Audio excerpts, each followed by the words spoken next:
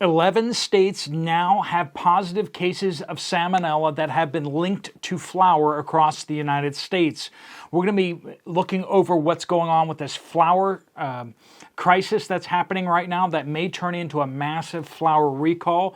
There's investigations going underway in all these 11 states trying to link these salmonella cases to certain brands.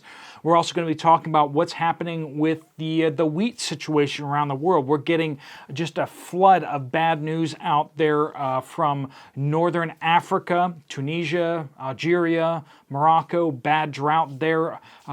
Italy, we're getting bad drought news out of there. I was just reporting just yesterday on what's going on across the United States and Canada with the winter wheat crop out there too. So we're going to get into all of that and a whole bunch more, folks. We are covering the stuff that the news media out there does not want to hear. And they do not want to be talking about this stuff. Everything is just fine. Don't panic. Don't stock up. Don't do anything. Friends, just be dependent upon the government. Be dependent upon what the media tells you to do. And don't worry about anything else. But we're not saying that here. We are giving you the truth of what's going on with that. And we believe very strongly here at the Poplar Report about giving you the information, giving you the raw information, and letting you decide what you need to do for your family and to protect the people that you love. This video is brought to you by Genesis Gold. As things are crazy out there, I think that one of the biggest things that you can do is there's a lot of people with retirement accounts transferring retirement accounts from stocks and bonds over to physical assets, gold, silver, platinum coins. Talk to Jonathan and his team at Genesis Gold. You can find them down in the description down below. Thanks to them for sponsoring these videos.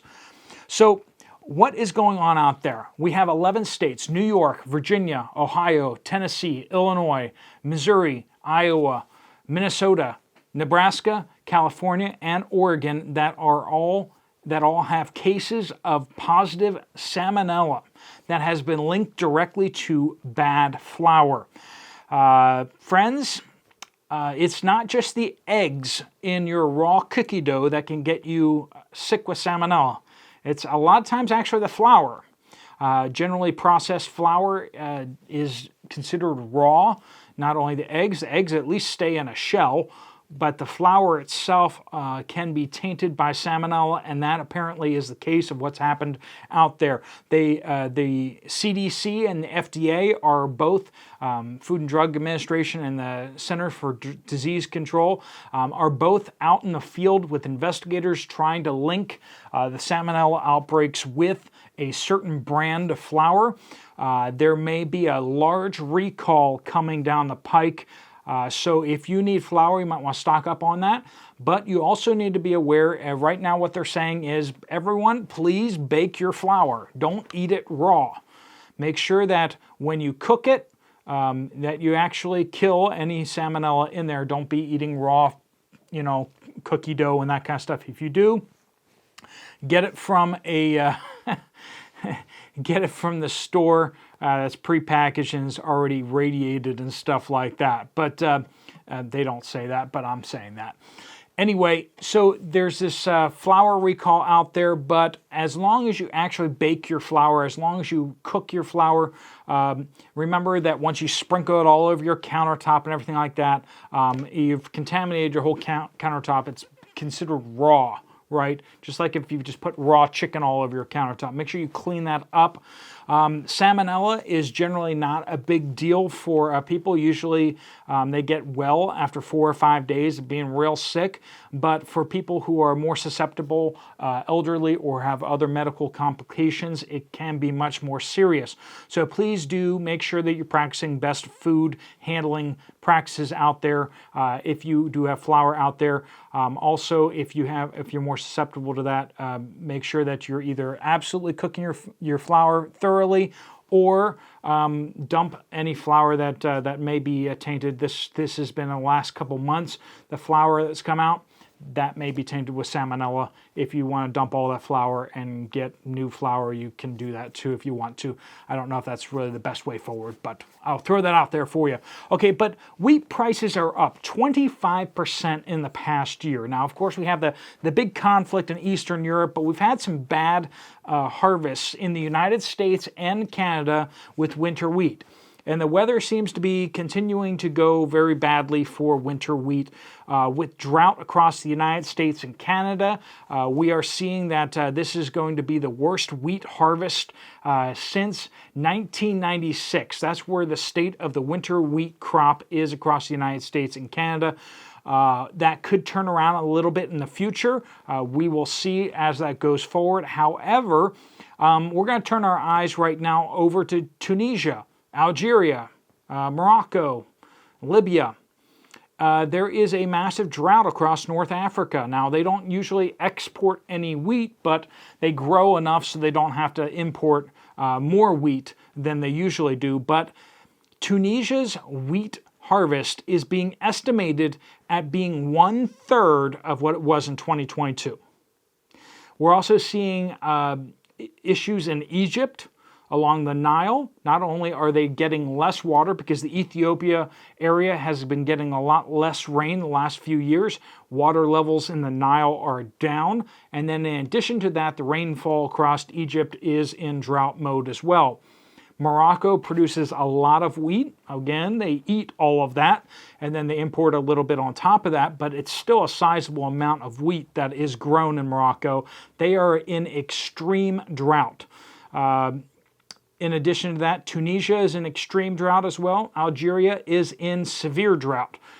Not only that, but Italy. Italy is in severe drought as well. It is bad in Italy. They are losing a lot of their crops across the area. They have just appointed a drought commissioner this week to manage the drought across all of Italy.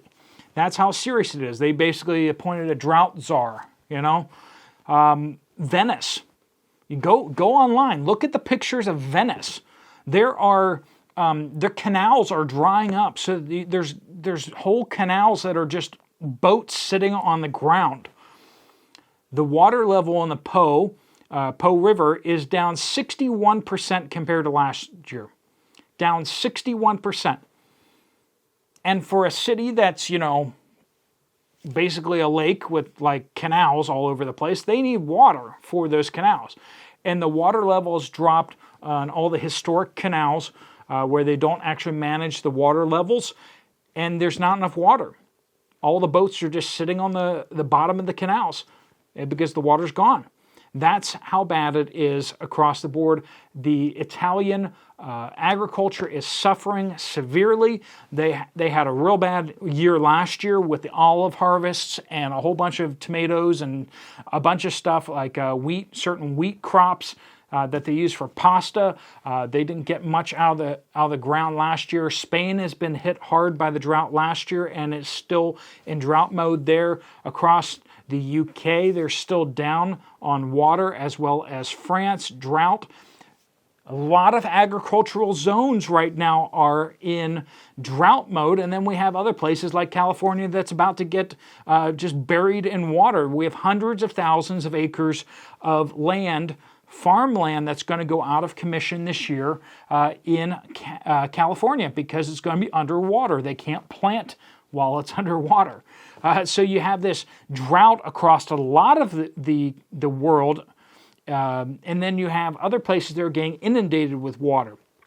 Friends, wheat harvests are going to be down this year significantly. It is early in the year to get hard, fast numbers on where we are. Our winter wheat needs to get harvested in the next couple months, and then we'll get some hard numbers there. And then, of course, we got the fall harvest of wheat, where we'll get really a good idea where we're going to land for the year. But the numbers we're seeing out there are not looking good, and we do not need a large-scale flour recall right now, but that's what we may be looking down the barrel of right now. All right, folks, we want to keep getting you the latest up-to-date information out here and trying to do so. Have a blessed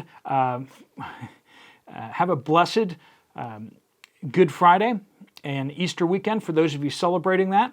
For those of you just celebrated, Passover, have a blessed Passover. And for those of you who don't, have a great weekend. If you want to check out another video, there's one right here on the screen. You can always sign up for the newsletter. If you haven't been getting it every Saturday, you might want to sign up again. All right, folks, thanks so much for watching. Steve Poplar of the Poplar Report out.